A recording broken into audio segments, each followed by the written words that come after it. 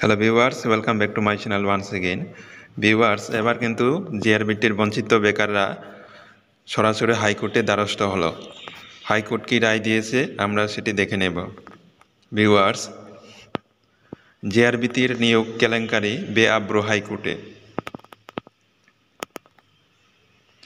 জিআরবিটির নিয়োগ প্রক্রিয়ায় বিরাট কেলেঙ্কারি ধরা পড়েছে। বেআইনিভাবে বেশি নম্বর পাওয়া যোগ্য প্রার্থীদের বঞ্চিত করে অপেক্ষাকৃত কম নম্বর পাওয়া প্রার্থীদের চাকরি পাইয়ে দেওয়া হয়েছে। জিআরবিটির চাকরি কেলেঙ্কারি কার্যত ধরা পড়ে গেছে হাইকোর্টে। বঞ্চিতদের বক্তব্য পুনরায় যাচাই করে 1 মাসের মধ্যে তাদের চাকরি দিতে নির্দেশ দিয়েছে প্রধান বিচারপতি বেঞ্চ। রিট আবেদনকারীদের পক্ষ থেকে উচ্চ আদালতে সওয়ালকারী বরিষ্ঠ আইনজীবী পুরুষোত্তম রায় বর্মন জানান, joint recruitment board Tripura JRBT দ্বারা আয়োজিত যোগ্যতা নির্ণয় পরীক্ষার মাধ্যমে junior operator pump, junior multitasking operator uncommon ও অন্যান্য পদে নিয়োগের ক্ষেত্রে বঞ্চনার বিরুদ্ধে 5 জন নিয়োগ বঞ্চিত প্রার্থীর পৃথকভাবে দায়ের করেছিলেন। ফার্স্টে রিট মামলায় প্রধান বিচারপতি অপরেশ কুমার সিং এর বেঞ্চ রাজ্য সরকারকে নির্দেশ দিয়েছে 1 মাসের মধ্যে রিট আবেদনকারীদের আবেদন বিবেচনা করতে হবে।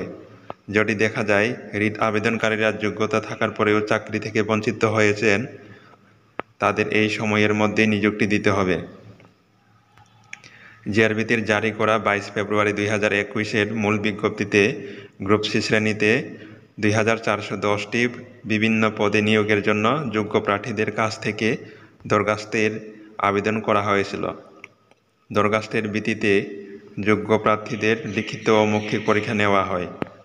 প্রীতম বর্মন, সুব্রত দে, দেবাশিস সাহা, সুমন দেবনাথ ও বাপন সাহা নামে 5 জন আবেদনকারী লিখিত এবং মৌখিক পরীক্ষায় সফলভাবে উত্তীর্ণ হন, কিন্তু দেখা যায় নির্বাচিত প্রার্থীর তালিকায় তাদের নাম অন্তর্ভুক্ত করা হয়নি। তারা প্রত্যেকেই তথ্য অধিকার আইন প্রয়োগ করে দরখাস্ত নিয়ে নিজেদের লিখিত ও মৌখিক পরীক্ষায় প্রাপ্ত নম্বর জানতে পারেন। জিআরবিটির প্রদত্ত তথ্যে দেখা যায় 13 সেপ্টেম্বর 2023 প্রকাশিত মেধা তালিকায় যাদের নাম সুপারিশ করা হয়েছে, তাদের অনেকের থেকেই রিট আবেদনকারীর বেশি নম্বর পেয়েছেন।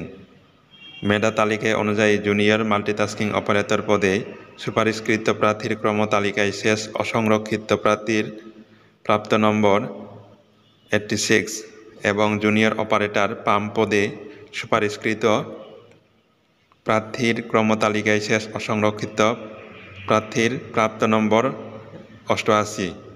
কিন্তু তথ্য অধিকার আইনে প্রাপ্ত তথ্য অনুযায়ী 5 জন রিট আবেদনকারীদের সর্বমোট 200 নম্বর মধ্যে প্রাপ্ত নম্বর যথাক্রমে 103, 102, 107, 108 এবং 97, অর্থাৎ তাদেরকে বঞ্চিত করে তাদের থেকে কম নম্বর পাওয়া প্রার্থীদের চাকরির জন্য সুপারিশ করা হয়েছে।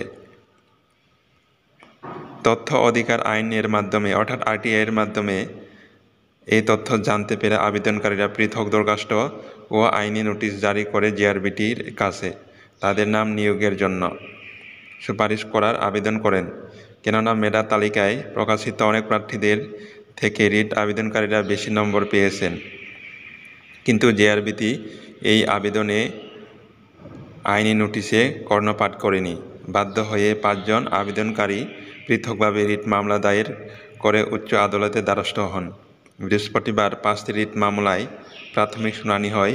শুনানিতে আবেদনকারীদের পক্ষ থেকে আদালতের দৃষ্টি আকর্ষণ করে দেখানো হয় যে জিআরবিটি প্রদত্ত তথ্য অনুযায়ী নিয়োগের জন্য যাদের নাম সুপারিশ করা হয়েছে, তাদের অনেকেই থেকেই রিট আবেদনকারীদের প্রাপ্ত নম্বর বেশি। দুই পক্ষের বক্তব্য শুনে উচ্চ আদালতের প্রধান বিচারপতি অপরেশ কুমার সিং রাজ্য সরকারকে ও জিআরবিটিকে নির্দেশ দেন রিট আবেদনকারীদের বক্তব্য খতিয়ে দেখতে এবং যদি দেখা যায় প্রদত্ত তথ্য অনুযায়ী রিট আবেদনকারীদের প্রাপ্ত নম্বর অনুযায়ী তারা নিযুক্তির জন্য যোগ্যতা অর্জন করেছেন, তাহলে রিট আবেদনকারীদের 1 মাসের মধ্যে নিযুক্তি দিতে। রিট মামলার আবেদন এবং জিআরবিটি এর প্রদত্ত তথ্যে স্পষ্ট যে সম্পূর্ণ দায়িত্বহীনভাবে জিআরবিটি নিযুক্তির জন্য প্রার্থীদের নাম সুপারিশ করেছে এবং যোগ্য প্রার্থীদের বঞ্চিত করে খেয়ালখুশিমতো মেধা তালিকা প্রকাশ করেছে। ফলে বঞ্চনার শিকার হয়েছে অনেক যোগ্য প্রার্থী। জিআরবিটি এর এই নিয়োগ প্রক্রিয়া এবং প্রকাশিত মেধা তালিকা নিয়ে প্রশ্ন উঠেছে। জিআরবিটি এর এই ভুল ইচ্ছাকৃত কিনা, যদি ইচ্ছাকৃত হয় তবে কারা দায়ী? উচ্চ আদালতে 5 জন আবেদনকারীরা মামলা করতে পেরেছেন, বাকিরা অনেকেই আদালতে আসতে পারেননি। উচ্চ আদালতে রায়ের করা এই রিট মামলায় আদালতের আদেশ জিআরবিটি এর নিয়োগ প্রক্রিয়া নিয়ে প্রশ্ন তুলেছে। এই নিয়োগ প্রক্রিয়ায় অস্বচ্ছতা স্পষ্ট।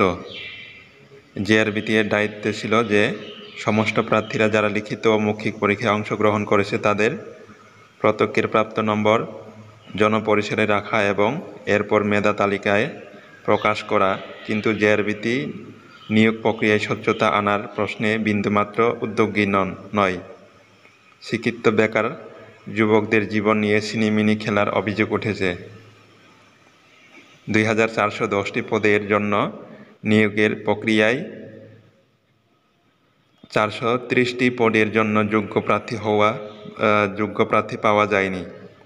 অজুহাতে নিয়োগ কমিয়ে দেওয়া হয়েছে, কিন্তু 5টি রিট মামলায় প্রদত্ত তথ্য থেকে স্পষ্ট যে যোগ্য প্রার্থীরা বঞ্চিত হয়েছেন এবং খেয়ালখুশিমতো নিয়োগের জন্য নাম সুপারিশ করা হয়েছে। উচ্চ আদালতে মামলার সওয়ালে বরিষ্ঠ আইনজীবী পুরুষোত্তম রায় বর্মনকে সহযোগিতা করেন আইনজীবী সমরজিৎ ভট্টাচার্য, কৌশিকনাথ এবং আইনজীবী দীপজ্যোতি পাল।